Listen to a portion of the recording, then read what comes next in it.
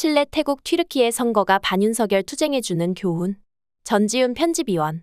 사회의 진보적 변화를 추구하는 사람들에게 선거와 제도정치 그리고 대중투쟁과의 관계의 문제는 항상 고민거리다.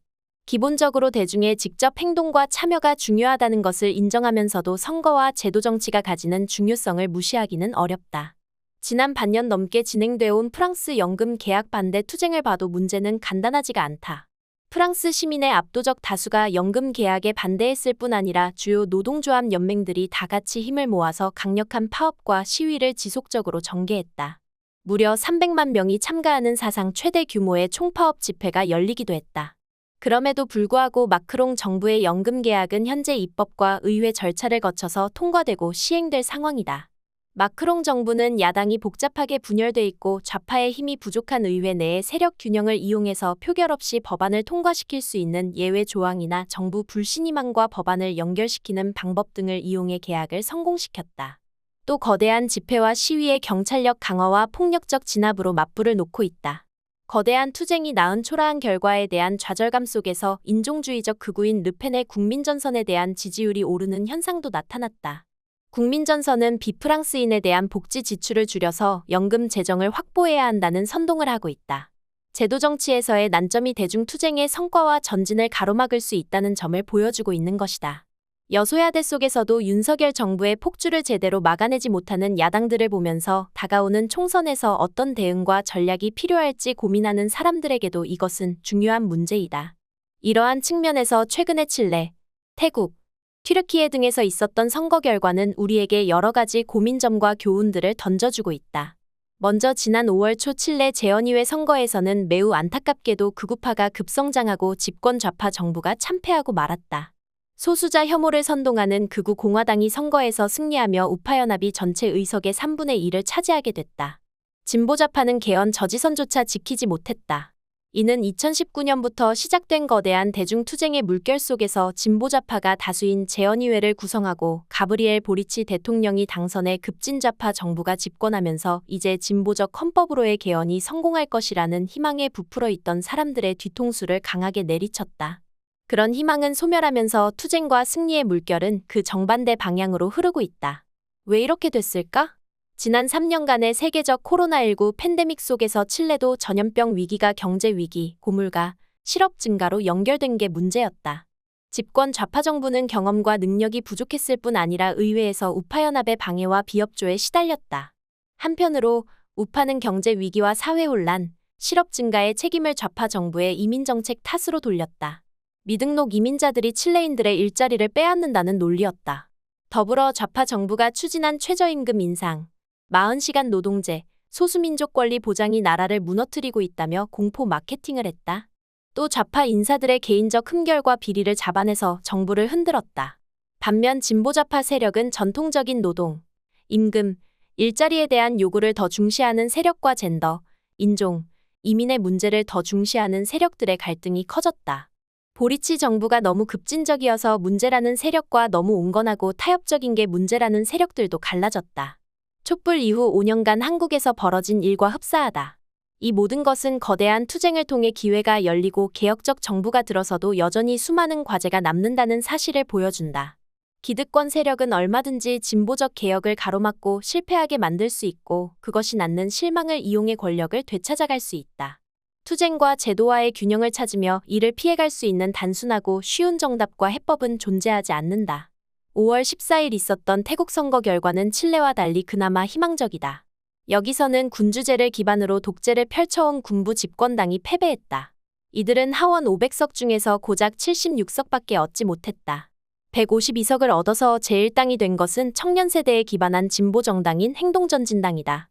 징병제 폐지, 동성결혼 합법화 등 이들의 진보적 공약은 큰 호응을 얻었다. 전진당은 더 나아가 왕실모 독재 폐지를 주장하며 군주제의 신성불가침에도 도전했다. 이런 입장 때문에 행동전진당의 전신인 미래전진당은 군부에 의해서 이미 한 차례 강제 해산된 바가 있다. 마치 한국의 통합진보당이 종북으로 몰려서 강제 해산됐다가 진보당으로 부활하고 있는 것을 떠오르게 한다. 한편 141석을 얻은 제2당은 태국 전 총리였던 탁신의 딸 패통탄이 이끄는 푸아타이당이다. 프아타이당은 한국의 민주당과 비슷하게 친서민적 정책들을 강조하지만 진보적이기보다는 타협적이고 특히 군주제에는 도전하지 않으려고 해왔다. 그럼에도 태국의 군부와 기득권 세력은 이 정도의 개혁조차 용납할 생각이 없었다. 그래서 탁신 전 총리를 쿠데타로 몰아냈고 나중에 그의 여동생이 선거에서 승리하자 또다시 쿠데타로 제거했다. 그러자 이제 그의 딸이 다시 나선 셈이다. 이와 같은 가문세습 정치를 좋게 봐주기는 어렵다. 그러나 중요한 것은 태국의 민중들이 군부에 맞서 탁신과 프아타이당에 기대를 걸고 지지해왔다는 점이고 이런 흐름이 오랫동안 태국 정치의 주요 변수였던 거대한 빨간 셔츠 운동의 배경이었다. 하지만 태국 민중은 이제 탁신의 그림자를 넘어서 더 왼쪽으로 나아가고 있다. 그 동력이 된 것은 2020년 태국을 뒤흔들었던 거대한 반군부 대중투쟁이다. 이를 바탕으로 일당이 된 전진당은 프아타이당 등 7개 야당에게 연정을 제안한 상태이지만 아직 집권 가능한 의석수인 375석을 넘지 못하고 있다. 상원 250석을 선거도 없이 군부가 가져가도록 만들어 놓은 황당한 제도 때문이다. 전진당은 중도 정당들과 연정을 위해서 진보적 공약들을 철회하고 군주제에 타협해야 할 상황이다. 설사 이런 타협으로 연정을 구성해도 문제는 남는다. 이미 2번이나 쿠데타로 선거 결과를 짓밟았던 군부가 이번에도 그러지 않는다는 보장이 없다.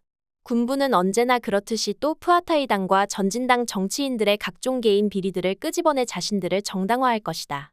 대중투쟁의 성과를 제도정치로 연결하는 것은 이처럼 항상 수많은 타협이 뒤따르면서도 위태로운 과정일 수밖에 없다. 태국과 같은 날 대선 1차 투표가 있었던 튀르키예는 또 다른 결과와 교훈을 보여주고 있다. 많은 이들이 칠러시아냐 친서방이냐를 주시했지만 여기서는 21년 동안 이어진 에르도안 대통령의 장기 집권을 끝내는 것도 중요한 과제였다.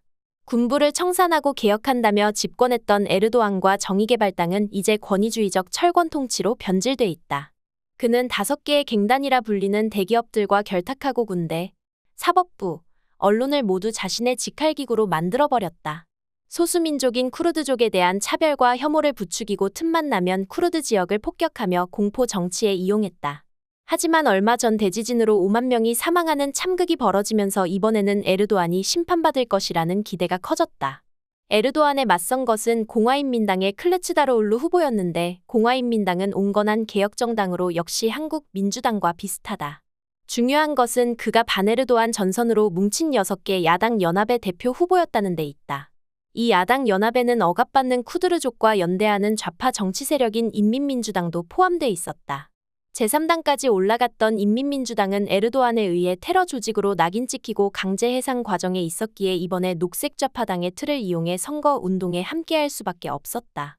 하지만 야당 연합은 1차 투표에서 승리하지 못했고 결국 5월 말의 결선 투표에서도 에르도안이 승리하면서 장기 집권을 이어가게 됐다. 기대를 허물며 에르도안이 철권 통치를 지속하게 되면서 튀르키예에서 정권 교체와 진보적 개혁을 기대했던 사람들에게는 매우 실망스러운 결과가 되고 말았다. 인민민주당 간부 4천여 명이 투옥돼 있을 정도로 극심한 에르도안의 포갑 통치와 친정부 대형 언론들의 적극적 지원 속에서 공정한 선거 경쟁이 이뤄질 수 없었다는 점을 봐야 하지만 클르츠다로울루 후보와 공화인민당은 에르도안과 차별화되는 개혁적 이미지와는 거리가 멀었던 것이 사실이다. 공화인민당은 친서방 이미지로 튀르키예 민중들의 거부감을 일으켰을 뿐 아니라 1차 투표 패배 이후에는 우파 지지자들과 타협하기 위해 반이민 선동을 하고 쿠르드족 탄압에도 동조하는 주장을 내놓으면서 도대체 에르도안과 다를 게 뭔가라는 반응까지 불러왔다.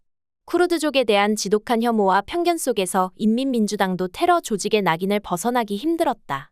2013년 탁심 광장 점거 투쟁 이후에 이렇다 할 대중투쟁이 없었던 튀르키예에서 선거연합만으로 에르도안을 몰아낼 수는 없었던 것인지도 모른다.